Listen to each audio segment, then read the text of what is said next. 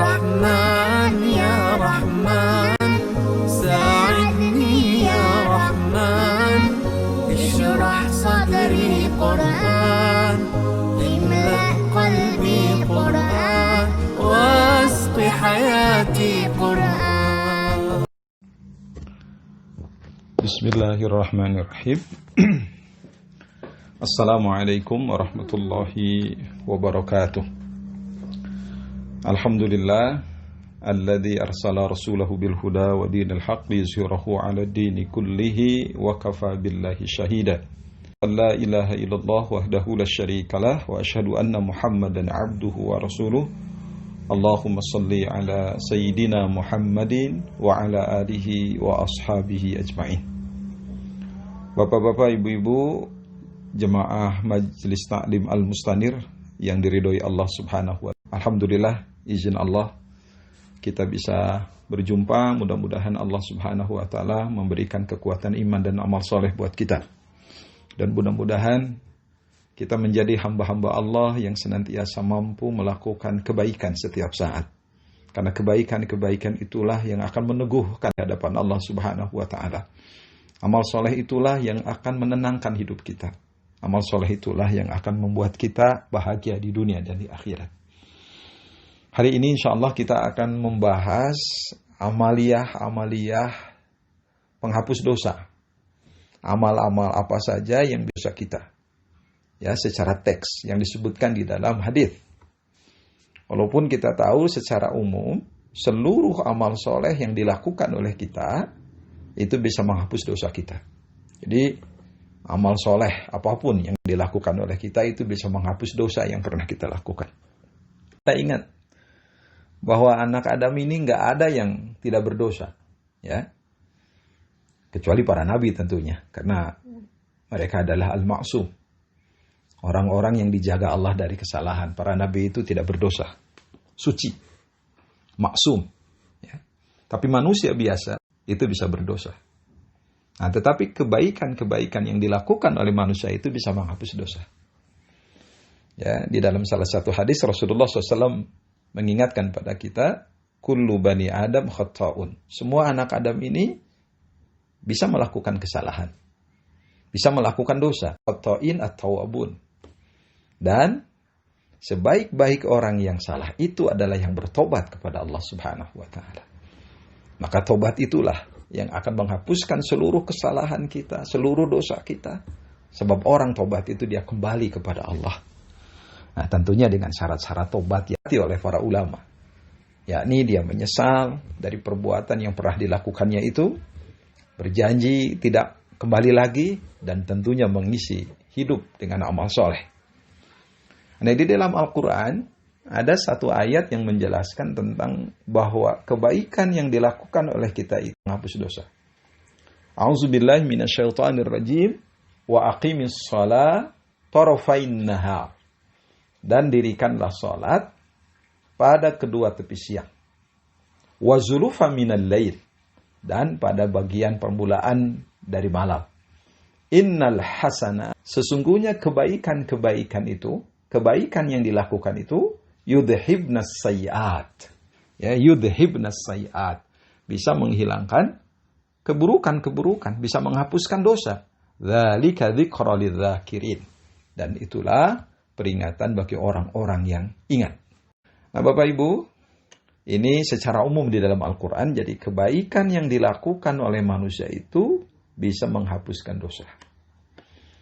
Nah, di dalam salah satu hadis, kita menemukan, jadi melakukan kebaikan ini yang pertama ya, ini bisa menghapus dosa kita. Ada hadis riwayat Imam Ahmad ya, dari Mu'ad annahu qala ya Rasulullah ausini. Wahai Rasulullah, ausini. Berikanlah wasiat kepadaku. Qala, kemudian Rasulullah sallallahu alaihi wasallam bersabda, ittaqillah haitsu ma kunta. Ittaqil ma kunta au aina ma kunta. Ya. Bertakwalah kamu kepada Allah di mana saja kamu berada. Bertakwalah kamu kepada Allah di mana saja kamu berada. Itu wasiat Rasulullah. Sebab kalau orang sudah bertakwa, di mana saja dia bisa menjaga diri dari perbuatan-perbuatan yang dilarang Allah. Menjaga diri dari perbuatan-perbuatan nista, dari perbuatan-perbuatan dosa. Ittaqillah haitsu ma kunta. Bertakwalah kamu kepada Allah.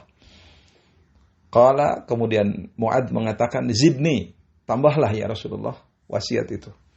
Kemudian Rasulullah bersabda, atbi'is sayyi'atal hasanah. Ya. Ikutilah perbuatan buruk dengan perbuatan baik. Ya. Tamhuha. Itu sebagai penghapusnya. Ya, jadi ikuti perbuatan buruk dengan perbuatan baik, karena itu sebagai penghapusnya. Perbuatan buruk yang dilakukan oleh manusia, ya, itu bisa dihapus dengan perbuatan baik. Qala, kemudian Mu'adz mengatakan lagi, zidni, tambah lagi ya Rasulullah. Qala, kemudian Rasulullah SAW mengatakan, khaliqin nas bi khuluqin hasanin. Khaliqin nas bi khuluqin. Ya, pergaulilah manusia dengan akhlak yang baik. Nah, ini Bapak-bapak, Ibu-ibu, jemaah Masjid Ta'lim Al-Mustanir. Jadi yang pertama ini, kalau kita ingin dihilangkan dosa-dosa kita, dihapus dosa-dosa kita, maka kebaikan di mana saja kita berada, lakukan kebaikan, jangan pernah lelah. Innal hasanat yudhibnas sayyi'at. Itu dalam surat Hud ya, ayat 114. Sesungguhnya kebaikan-kebaikan yang dilakukan oleh manusia itu bisa menghapuskan dosa-dosa yang dilakukannya. Ya, tadi hadis Rasulullah, atbi'is hasanah tamhuha. Ikutilah ya perbuatan dosa kalian itu dengan kebaikan. Tamhuha, maka kebaikan yang dilakukan oleh kalian itu sebagai penghapus keburukan yang pernah dilakukan. Nah, oleh karena itu, jangan pernah kita bosan untuk terus melakukan kebaikan, jangan untuk terus melakukan kebaikan. Dan kebaikan ini luar biasa. Ya, fastabiqul khairat. Ya, hendaklah kita berlomba-lomba melakukan kebaikan. Apa saja. Kita punya prinsip ingin melakukan kebaikan. Ya, kalau kita tidak bisa melakukan kebaikan, maka jangan pernah kita mengganggu orang yang melakukan kebaikan. Kita tidak bisa mendukung kebaikan, maka jangan pernah kita menghambat kebaikan yang dilakukan oleh seseorang. Maka orang-orang ikhlas adalah orang-orang yang bisa melakukan kebaikan kapan saja, di mana saja dengan sebaik-baiknya. Kenapa? Karena orang ikhlas itu, mereka itu tidak pernah maju karena dipuji, dan mereka tidak karena dicaci. Karena orang ikhlas adalah orang yang senantiasa mencari ridho Allah Subhanahu wa Ta'ala. Nah, Bapak Ibu sekalian, ini yang pertama ya. Jadi insya Allah, kalau kita mampu melakukan kebaikan dengan sebaik-baiknya, insya Allah kesalahan kita, dosa kita akan diampuni oleh Allah Subhanahu wa Ta'ala. Nah, yang kedua, di antara amal soleh, perbuatan yang bisa menghapuskan dosa kita, menghapuskan kesalahan kita adalah membaca istighfar. Membaca istighfar. Ya, kalau lebih baik lagi kita membaca Sayyidul ya. Sayyidul istighfar itu artinya mbahnya istighfar. Ya. Sayyidnya istighfar. Jadi istighfar terbaik. Gitu. Ini ada di dalam hadis riwayat Bukhari dari Shaddad bin Aus. An Shaddad bin Aus radhiyallahu anhu Nabi sallallahu alaihi wasallam. Dari Shaddad bin Aus, semoga Allah meridhoi kepadanya, anin Nabi sallallahu alaihi wasallam, dari Nabi sallallahu alaihi wasallam. Ya, beliau bersabda, Sayyidul istighfar, ya, kata beliau, sabda beliau, Sayyidul istighfar, ya, itu adalah apa? Antaqul, engkau berkata, engkau mengatakan, Allahumma anta rabbi la ilaha illa anta khalaqtani wa ana abduka wa ana ala ahdika wa wa'dika mastata'tu a'udzu bika min syarri abu'u laka bi ni'matika 'alayya wa abu'u laka bi dhanbi faghfirli fa innahu la yaghfiru dzunuba illa anta. Ini sayyidul istighfar. Nah, kata Rasulullah, wa man qalaha min nahar, barang siapa yang mengatakan istighfar atau wa man qalaha minan nahar muqinan biha, wa man qalaha minan nahar muqinan biha, barang siapa yang mengatakan sayyidul istighfar tadi pada saat siang dan dia meyakininya, famata min yaumihi qabla ayyumsiya, kemudian dia mati pada sebelum sore, fahuwa min ahlil jannah, maka dia termasuk ahli surga. Bayangkan ini Bapak Ibu sekalian, wa man qalaha minan nahari muqinan biha famata min yaumihi qabla ayyumsiya fahuwa min ahlil jannah. Ya, barang siapa yang mengadul istighfar itu pada siang hari dalam keadaan yakin kepada Allah dan dia meninggal dunia pada hari itu sebelum sore, fahuwa min ahlil jannah, maka dia termasuk ahli surga. Wa man qalaha minal lail, ya, wa man qalaha minal lail wa huwa muqinun bi wa huwa dan siapa yang mengatakan pada malam hari istighfar itu, sayyidul istighfar itu, dan dia meyakininya, famata qabla ayusbiha, dan dia mati sebelum subuh, pada saat sebelum subuh atau pada pagi hari, fahuwa min ahlil jannah, dia termasuk ahli surga. Mudah-mudahan kita bisa membaca sayyidul istighfar dengan sebaik-baiknya. Ya. Mudah-mudahan Allah menguatkan kita untuk terus membaca istighfar dengan sebaik-baiknya, dan mudah-mudahan Allah memberikan semangat buat untuk membaca istighfar setiap saat, karena kita yakin istighfar ini yang akan menghapus dosa kita. Bahkan di sini disebutkan kalau kita membacanya, ini kata-kata Rasulullah, fahuwa min ahlil jannah, maka ia termasuk penduduk surga. Bahkan di dalam hadis yang lain di antara salah satu fadilah istighfar itu, man lajiban, barang siapa orang yang senantiasa melajibkan istighfar, dalam hadis lain memperbanyak istighfar, ja'alallahu min kulli hammin faraja, kesedihannya akan jadi kebahagiaan, sedih akan jadi bahagia. Wa min kulli dayikin makharaja, kesempitannya ada jalan keluar. Wa haitsu la yahtasib, dan Allah akan memberikan rizki dari arah yang tidak disangka-sangka. Maka oleh karena itu, ketika kita menghadapi masalah dalam hidup, ada beberapa permasalahan yang tidak bisa diselesaikan oleh kita, ada problem-problem hidup, maka jangan pernah kita lupa untuk terus membaca istighfar kepada Allah Ta'ala, untuk terus mengikat diri kita kepada Allah dengan membaca istighfar. Yang minimal kita membaca astagfirullah wa atubu ilaih, atau kita kalau ingin membaca syedul istighfar, bacalah ini dalam hadis riwayat Bukhari ini. Allahumma anta rabbi la ilaha illa anta khalaqtani wa ana abduka wa adika wa wa'dika mastata'tu a'udzu bika min syarri ma sana'tu abu'u laka bi ni'matika alayya wa abu'u laka bi dhanbi faghfirli fa innahu la yaghfiru dzunuba illa anta.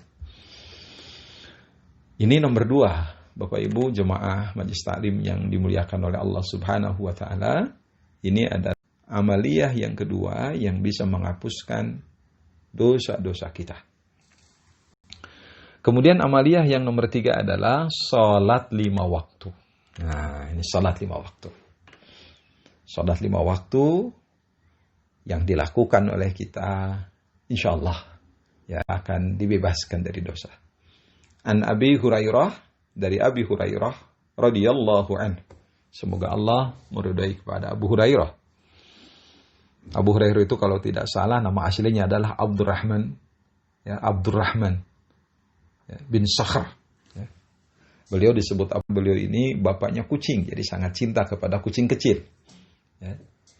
Annahu sami'a Rasulullah sallallahu alaihi wasallam, sesungguhnya ia mendengar Rasulullah sallallahu alaihi wasallam yaqul, Rasulullah bersabda. Abu Hurairah mendengar Rasulullah bersabda, ara'aitu, bagaimana pandangan kalian? Sabda Rasulullah, ara'aitu, bagaimana pandangan kalian? Lau anna naharan, seandainya ada sungai, bibabi ahadikum, di depan rumah salah seorang di antara kalian. Yaghtasilu fihi, mandi di sungai itu, kulla yaumin, pada setiap hari, 5 kali. Ma taqul, apa pendapat Anda? Dzalika yubqi min daranihi, apakah masih tersisa dari kotorannya? Qalu, para sahabat mengatakan, la yubqi min daranihi. Pasti ya Rasulullah, kotoran itu tidak akan tersisa, nempel sedikit pun. Qala, kemudian Rasulullah sallallahu alaihi wasallam bersabda, fadzalika mithlus salawatil khamsi yamhullahu bihil khataya. Itulah perumpamaan salat 5 waktu, menghapus dosa-dosa dengan salat yang dilakukan itu. Hadis riwayat Bukhari. Jadi kita harus memiliki semangat untuk terus melakukan salat 5 waktu, karena itu adalah penghapus dosa yang dilakukan oleh kita. Jadi kalau kita berdosa, ada zuhur, dihapus oleh salat zuhur. Ada dosa lagi setelah salat zuhur, ada salat asar, dihapus. Setelah salat asar ada dosa lagi, ya, datang salat maghrib, dihapus. Habis salat maghrib, berdosa lagi, ada salat isya, dihapus. Ada salat isya, habis salat isya, berdosa lagi, ada. Habis salat subuh, dosa lagi, ada salat zuhur. Tapi sayang ya, kalau seluruh ibadah kita ternyata habis untuk menghapus dosa. Ideal banget kalau justru ibadah yang kita lakukan ini agar menjadi tabungan kita di akhirat. Jadi jangan sampai kita gemar melakukan dosa, overconfident beramal soleh. Nah, ini yang bisa jadi dosa kita tidak akan dihapus oleh Allah. Karena kita overconfident. Nah, kita sedang menjelaskan ini. Ada beberapa amal yang bisa menghapus dosa kita. Nah, salah satunya yang nomor ini adalah sholat yang dilakukan oleh kita. Ini nomor. Jadi sholat yang dilakukan oleh kita, sholat 5 waktu, ini bisa menghapus dosa yang dilakukan oleh kita, insya Allah. Ya, oleh karena itu kita berharap dan berdoa terus kepada Allah Subhanahu wa Ta'ala agar kita bisa terus mengerjakan sholat di awal waktu secara berjamaah. Kita berdoa juga seluruh keturunan kita, keluarga kita bisa mengerjakan sholat 5 waktu. Dan ini adalah doa Nabi Ibrahim alaihissalam. Ya, kalau sholat itu tidak memiliki urgensitas, tidak mungkin. Ya, setingkat Nabi Ibrahim berdoa agar dirinya dan keluarganya menjadi orang yang menegakkan sholat. Rabbi ja'alni muqimas sholah wa min dzurriyyati. Ya Allah, jadikanlah aku orang yang menegakkan sholat, juga keturunanku. Nah ini. Jadikan aku yang menegakkan sholat, juga keturunanku. Nabi Ibrahim saja berdoa kepada Allah agar menjadi orang sholat dan keturunan yang menegakkan sholat. Karena kita tahu, sholat yang dilakukan oleh kita, Bapak Ibu, adalah menjadi salah satu sarana untuk menghapus dosa yang kita lakukan. Dosa yang kita lakukan dihapus oleh sholat yang kita lakukan. Oleh karena itu, ketika kita sholat, kita konsentrasi, kita bertemu dan munajat kepada Allah karena kita yakin dengan dengan sholat yang kita lakukan, dosa kita akan dihapus oleh Allah Subhanahu wa Ta'ala.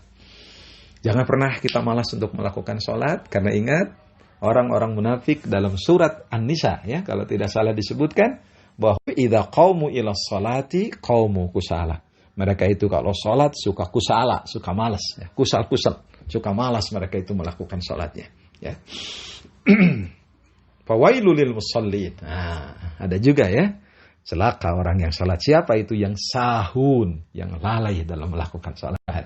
Allah Subhanahu wa Ta'ala memberikan kepada kita keteguhan iman, ya, untuk terus melakukan sholat di awal waktu dengan penuh semangat dan khusyuk, dan tentunya kita bisa sholat berjamaah di masjid yang kita